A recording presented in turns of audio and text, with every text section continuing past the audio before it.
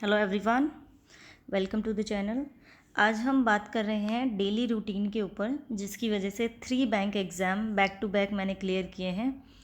तो मेरा क्या रूटीन रहता था, ये रूटीन हम स्टार्टिंग के डेज़ की बात कर रहे हैं। स्टार्टिंग के डेज़ मतलब वो दिन जिसमें हमें पूरा एग्जैक्ट टॉपिक वाइज ही चीज़ें नहीं पता होती, हमें एक एक टॉपिक क्लियर करना होता है। बाद में जैसे 1-1.5 महीना हो जाता है, हमारे सारे टॉपिक क्लियर हो जाते हैं, फिर थोड़ा रूटीन चेंज हो जाता है, क्योंकि फिर हम सिर्फ मॉक टेस्ट पे या बाकी चीज़ों पे फोकस करते हैं। तो स्टार्टिंग का मेरा क्या रूटीन था, सबसे पहले की अगर मैं बात करूँ तो स्टार्टिंग में मैं सुबह 4 बजे उठती थी। मुझे सुबह का टाइम उठना बहुत अच्छा लगता है। ये किसी पे भी फोर्स नहीं है कि मैं बोलूँ कि आप भी 4 बजे उठ के ये चीज़ें करिए, नहीं। किसी को रात को ज़्यादा पढ़ना अच्छा लगता है, किसी को सुबह उठ के पढ़ना ज़्यादा अच्छा लगता है, तो वो अपने अकॉर्डिंग टाइम एडजस्ट कर लीजिए।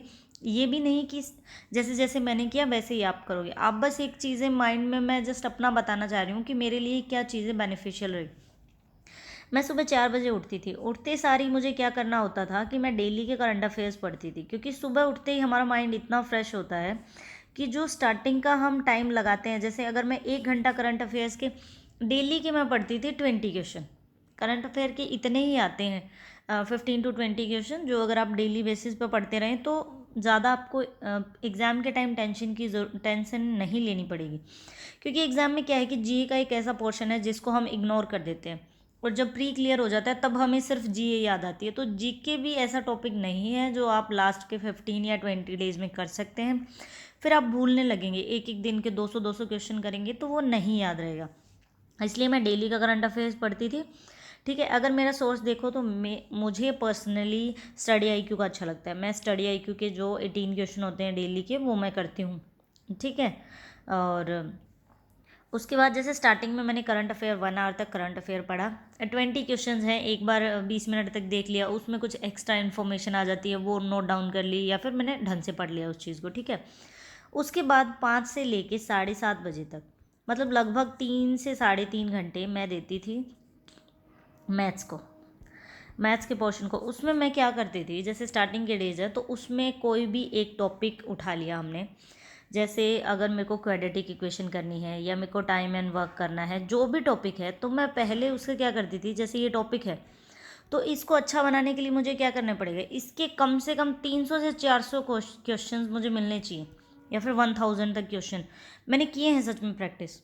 तो मैं अलग अलग सोर्स, जैसे मैंने मान लिया RS अग्रवाल की बुक देख ली, या फिर राकेश यादव की बुक देख ली, जिसमें टाइम एंड वर्क के 374 क्वेश्चन हैं। तो एक मतलब एक ही प्लेटफॉर्म पे इतने सारे क्वेश्चन मिल जाते हैं, तो प्रैक्टिस करने को अच्छा मिल जाता है एक किस्म से। तो 3-3.5 घंटे में थोड़ा सा बीच में मतलब ब्रेक ले लिया, या फिर धीरे धीरे कर रहे हैं, क्योंकि शुरू में कुछ आता तो है नहीं। हम कोई वीडियो देख रहे हैं या फिर किसी हिसाब से, जैसे वीडियो सॉल्यूशन भी अवेलेबल है, अगर आप इस बुक का देखें, मैं खुद करवा रही हूँ अपने चैनल के ऊपर, क्योंकि मुझे ये हेल्पफुल लगती है चीज़। जो स्टार्टिंग में प्रिपरेशन कर रहे हैं उनको ऐसे लग रहा है कि नहीं नहीं इनसे कुछ नहीं होगा, पर होता है। ठीक है, अब मैथ्स के धीरे धीरे आपने 5 मिनट लगाई, 10 मिनट लगाई, स्टार्टिंग में धीरे धीरे चीज़ों को सीख रहे हैं, खुद से सोल्व कर रहे हैं। कुछ नहीं समझ आ रहा तो वीडियो ओपन करी, वो देखा, फिर वीडियो बंद कर दी, फिर अपना खुद से सोल्व करो, फिर वीडियो देखो। वो चीज़ें होती हैं। लेकिन स्टार्टिंग में अगर क्या है, आप किसी को फॉलो कर रहे हैं ना, तो उसकी आप वीडियो से ये चीज़ देखने की कोशिश करो कि वो किस तरह से उस क्वेश्चन को अप्रोच कर रहा है। क्या पता हम कुछ बड़ा सोच रहे हो, लेकिन पहले खुद से सोल्व करें, देन फिर बाद में। तो मेरा ये रूटीन रहता था। उसके बाद मैं अपने 7:30 बजे आराम से अपना फ्रेश हुआ, जो भी चाय पीनी है, नाश्ता करना है, नहाना है, जो भी करना, फिर मैं नहीं पढ़ती थी। आराम से रिलैक्स होके 10 बजे के करीब मैं अपना एक मॉक टेस्ट देती थी। मॉक टेस्ट मेरे को कंप्लीट मॉक टेस्ट देना है प्रीलिम का, तो मॉक टेस्ट एक मैं लगाती थी, फिर उसका मैं एनालिसिस करती थी अच्छे से कि कहाँ कहाँ क्या गलती है। क्योंकि शुरू में क्या है कि मॉक टेस्ट का मतलब ये नहीं है कि, जैसे मैं स्टार्टिंग में ही प्रिपरेशन कर रही हूँ, मुझे कुछ नहीं आता, तो शुरू में तो जो बेसिक चीज़ें हैं, फर्स्ट डे क्या करो, 2 डे क्या करो, 3 डेज क्या करो, वो तो सिर्फ देखो एग्ज़ाम को। उसमें मॉक टेस्ट नहीं लगाना होता आपको। क्योंकि उसमें क्यों नहीं मॉक टेस्ट लगाना होता, क्योंकि कोई टॉपिक आपको आता ही नहीं। जैसे आपने स्टार्टिंग में सिलॉक्स पढ़ लिए, क्वाड्रेटिक इक्वेशन पढ़ ली, तो क्वाड्रेटिक इक्वेशन 4 टाइप की होती है, आपने एक बार सीख ली, उसके 200-300 क्वेश्चन की प्रैक्टिस कर ली। उसके बाद जब भी आप मॉक लगाओ और कुछ नहीं आ रहा, तो 5 नंबर की क्वाड्रेटिक इक्वेशन अटैम्प्ट कर दो, तो वो 5 नंबर क्या किया आपने, कन्फर्म कर लिए। तो इस तरह से मैं मॉक लगाती थी। ठीक है, ये हमारा हो गया, मॉक टेस्ट भी हो गया। अभी मॉक टेस्ट कहाँ से लेना है, इसका सबसे बेस्ट तरीका बताती हूँ आपको, टेक्स्ट बुक लेंगे आप। तो मुझे पर्सनली इसके मॉक टेस्ट बहुत अच्छे लगते हैं। कई को ये लगता है कि ऑलिव बोर्ड ले लो, स्मार्ट कीडा ले लो, अड्डा 247 ले लो, बहुत सारे मिल जाएंगे आपको, गाइडली का ले लो, सबके बहुत सारे हैं। लेकिन ये टेक्स्ट बुक एक ऐसा है टेक्स्ट बुक, सबसे तो चीपेस्ट, चीप मतलब ऐसे गंदा नहीं बोल रही मैं, मतलब आपको सस्ता मिल जाएगा। और जो इसका लेवल होता है ना, कभी भी एग्ज़ाम में देखना, एग्ज़ाम का ऐसा ही लेवल रहता है, ज़्यादा हार्ड करने की भी ज़रूरत नहीं है। क्योंकि स्टार्टिंग में आप मुश्किल चीज़ें लेके बैठ गए ना, तो अगर देखो मुझे किस चीज़ से इम्प्रूवमेंट मिलती थी कि जैसे मैंने पेपर दिया, नेक्स्ट डे मेरे उतने आ गए या एक आधा मार्क्स ज़्यादा आ गया, तो मेरे को ऐसे लगता था भाई इम्प्रूवमेंट हो रही है मेरे अंदर, ठीक है।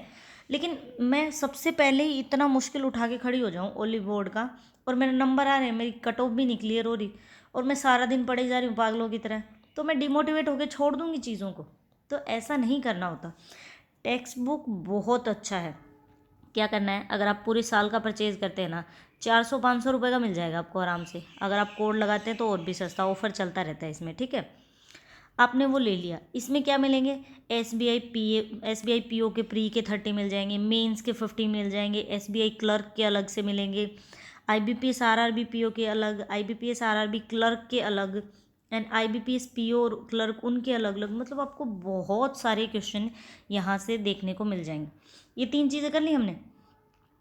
नेक्स्ट क्या होता है उसके बाद है आपको, जैसे हमने ये चीज़ें कर ली, ठीक है, फिर हम पढ़ने बैठते थे, जैसे मॉक टेस्ट लगा लिया, फिर आराम से अपना कुछ लंच वगैरह करना है या जो भी करना है, उसके बाद आप रीजनिंग उठा लो।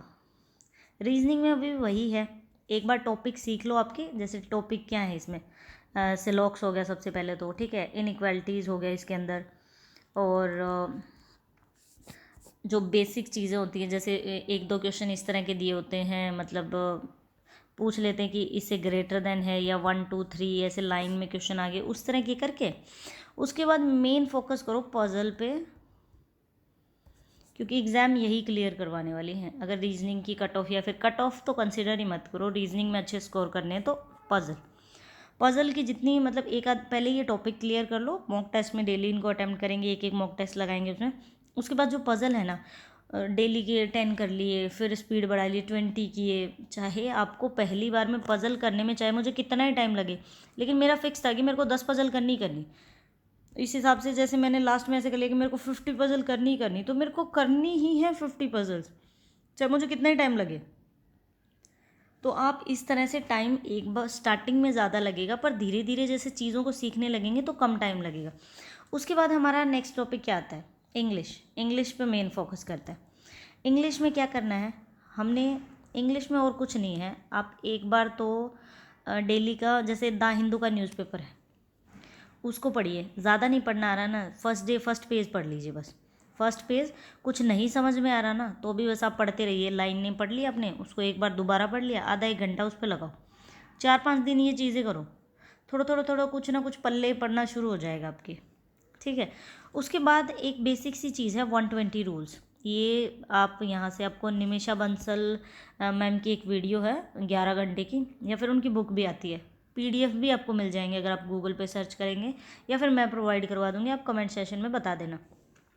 आपको 120 रूल का PDF डेली का 1 2 मतलब डेली के 2-3 रूल आप पढ़ लीजिए, इनको 120 कंप्लीट कीजिए और अपना न्यूज़पेपर पढ़ते रहिए। ये 10 से 15 दिन ये हैबिट रखिए आप लगातार। उसके बाद क्या है कि मॉक टेस्ट PO लेवल का पहले स्टार्ट मत कर लेना, स्टार्टिंग में क्लर्क का करो। क्लर्क में कुछ स्टोरी बेस दे रखा होगा, तो वो स्टोरी बेस पैराग्राफ है, उसमें नंबर बन जाएंगे कुछ। एरर डिटेक्शन भी क्लर्क में थोड़े हल्के से, मतलब ज़्यादा मुश्किल नहीं आते, तो थोड़ी हैबिट बिल्डअप होगी और मोटिवेशन मिलेगा, क्योंकि मॉक में अच्छे नंबर आएंगे। फिर धीरे धीरे PO के मॉक की तरफ जाना, ठीक है। इंग्लिश का ये हो गया हमारा। फिर मैं आपको लास्ट चीज़ बताती हूँ कि लास्ट में आपको क्या करना है, अगर आपके पास टाइम है तो।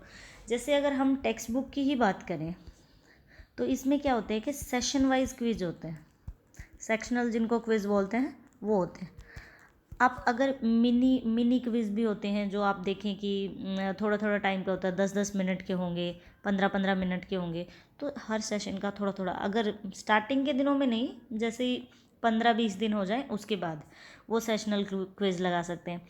और लास्ट मेरा क्या था, जब मैं सोने वाली होती, लाइट्स ऑफ होगी अपनी, फिर ऐसे करो, बैठे बैठे भी जब हम सो रहे होते हैं ना, तब भी हाथ में हमारे फ़ोन होता है हमारा, ठीक है। लास्ट में हम कुछ ना कुछ मत्था मारते हैं फ़ोन में।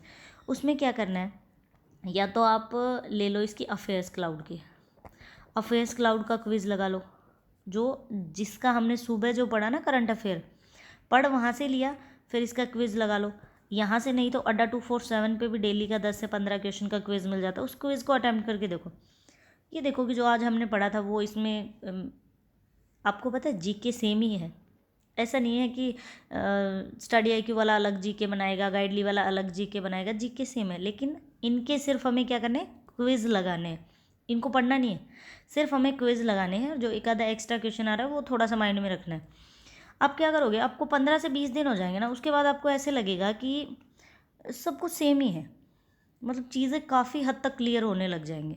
तो ये मेरा रोज़ का रूटीन होता था। अगर आप में से कोई ये सोच रहा हो कि ये तो बहुत ज़्यादा घंटे पढ़ने का हो गया, इतना थोड़ी ना पढ़ा जाएगा, तो जॉब चाहिए तो पढ़ना पड़ेगा, पढ़ना पड़ेगा, क्योंकि और कोई सॉल्यूशन है ही नहीं जॉब लेने का, पढ़ना पड़ेगा। लेकिन स्टार्टिंग में शुरू में क्या होगा, ये बिगनर्स के दिन है, मतलब शुरू के जब चीज़ें क्लियर नहीं होती। जैसे आपके सारे टॉपिक क्लियर हो जाएंगे ना, तो आपकी ये जो टॉपिक पे 3-3 साढ़े 3-3 घंटे लगाने हैं ना, ये बंद हो जाएगा। ये बंद होते ही किस पे फुल फोकस जाएगा, मॉक टेस्ट पे।